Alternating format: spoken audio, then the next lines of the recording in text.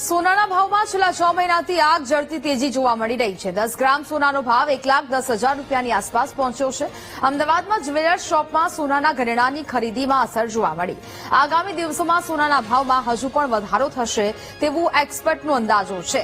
Budget ખોરવાયું હોવા છતાં ગ્રાહકો લગ્ન પ્રસંગ માટે ખરીદી કરી રહ્યા છે। નવા ઘરેણાંની ખરીદીને બદલે જૂના દાગીના આપીને નવાની ખરીદી વધી છે। સોનાની ખરીદીમાં કાપ મૂકીને બજેટ બેલેન્સ કરી રહ્યા છે લોકો। એક્સપર્ટ રોકાણ માટે સોનાને સૌથી યોગ્ય અને સુરક્ષિત વિકલ્પ તરીકે ગણાવી રહ્યા છે। વેપારીએ ભાવ વધવા માટે અમેરિકાએ વધારેલા ટેરિફને જવાબદાર ગણાવ્યો। ટ્રમ્પના ટેરિફની અસર ગ્લોબલ માર્કેટ પર પડી રહી છે। નેશનલ બેન્કો પર પણ ગોલ્ડ રિઝર્વ કરી રહી છે। એક્સપર્ટે કહ્યું કે સોનાના ભાવમાં નજીવો ઘટાડો થઈ શકે। મારા સનના મેરેજ છે તો એના માટે મારે એની ફિયોન્સે માટે મારે શોપિંગ કરવાની છે। તો હવે અમારે પહેલા વધારે લેવું હતું પણ હવે અમારે અમારો દાગીનો રોટેશન કરવો પડે કે જૂની ડિઝાઇન આપીને અમે નવું ડિઝાઇનનું શોપિંગ કરી શકીએ। એટલે થોડું ટફ પડે પણ જેટલું આપવું હોય ને દીકરાની વહુને એના કરતાં અમે થોડુંક આમ એમ થાય કે હવે 2 તોલા થોડુંક ઓછું આપીએ 2-3 તોલા પણ કરી લઈશું। હવે આજથી 6 મહિના પહેલા સગાઈ થઈ છે। સગાઈમાં 74,000 લીધું હતું સોનું, અત્યારે હાલ લાખ રૂપિયા થઈ ગયા। થોડું થાય છે, બજેટ ખોરવાઈ ગયું છે અત્યારે। પણ તો ભાઈ લગ્નનો ઉત્સાહ છે એટલે કોઈ એવું છે નહીં ચિંતામાં।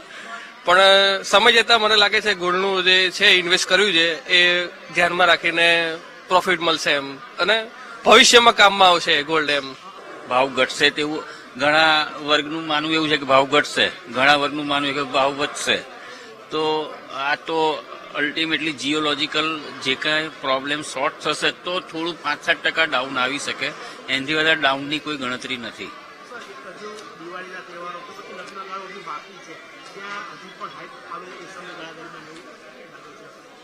હાઈપ આવશે તો લોકો પાસે ખૂબ સોનું જૂનું પોતાના ઘરમાં ઇન્વેસ્ટ કરેલું છે જેને કમ્પલસરી હશે કે ભાઈ રિવાજ મુજબ દાગીનો ખરીદવાનો આવે તો તે એક્સચેન્જ કરાવશે। જે હાલમાં અત્યારે જ ચાલે છે, જેને ભાવ સમજમાં નથી આવતો તે પોતાનું જે જૂનું સોનું ઇન્વેસ્ટ કરેલું છે તેને એક્સચેન્જ કરાવે છે। તે કદાચ ગણતરી કરતા વધારે છે, કારણ કે 3 મહિના 4 મહિના પહેલાની જો વાત કરવામાં આવે તો 90,000 થી લઈને 95,000 રૂપિયા સુધીના ભાવ હતા। જયારે 1 લાખ રૂપિયા ભાવ પહોંચતો હતો ત્યારે તમે કદાચ બ્રેકિંગ ન્યૂઝ ચલાવતા કે 1 લાખ રૂપિયા ભાવ થઈ ગયો। આજે ભાવ 1,10,000 થી લઈને 1,13,000 રૂપિયા સુધીનો ભાવ છે। એટલે આવનારા દિવસોની અંદર હજી પણ એવું નિષ્ણાતોનું માનવું છે કે કદાચ હજી ગોલ્ડના રેટ વધી શકે છે। આના બેઝિક જે કારણો જે છે તેની ટ્રમ્પની જે આ ટેરિફની જે નીતિ જે છે તે પણ કારણ છે। સેન્ટ્રલ બેન્કોની બાઇંગ, એટલે સમજો કે વિશ્વની અંદર જયારે તમે ધ્યાન કરો તો વિશ્વની જેટલી બી સેન્ટ્રલ બેન્કો છે એ અત્યારે ગોલ્ડ અને સિલ્વરની અંદર અત્યારે પોતાનું ઇન્વેસ્ટમેન્ટ લાવી રહી છે। આપ ગોલ્ડની સાથે સાથે સિલ્વર પણ જુઓ તો સિલ્વરની અંદર પણ અત્યારે ખૂબ મોટા પ્રમાણમાં ભાવ વધી રહ્યા છે। સિલ્વર જયારે 1 લાખ રૂપિયા પહોંચી ત્યારે બી લોકો બૂમો પાડતા હતા, આજે 1,28,000 રૂપિયા સુધીના ભાવ સિલ્વરના પહોંચી ગયા છે।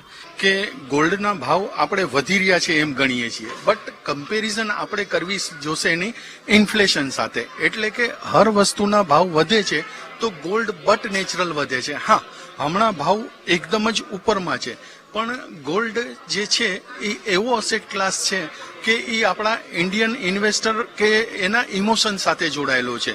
તો મારા હિસાબે ભાવ વધારે છે, બટ લોકોની જે સેવિંગ માઇન્ડેડ ઇન્ડિયન પબ્લિક છે એના હિસાબે એ હોલ્ડ કરીને રાખે જ છે ગોલ્ડ।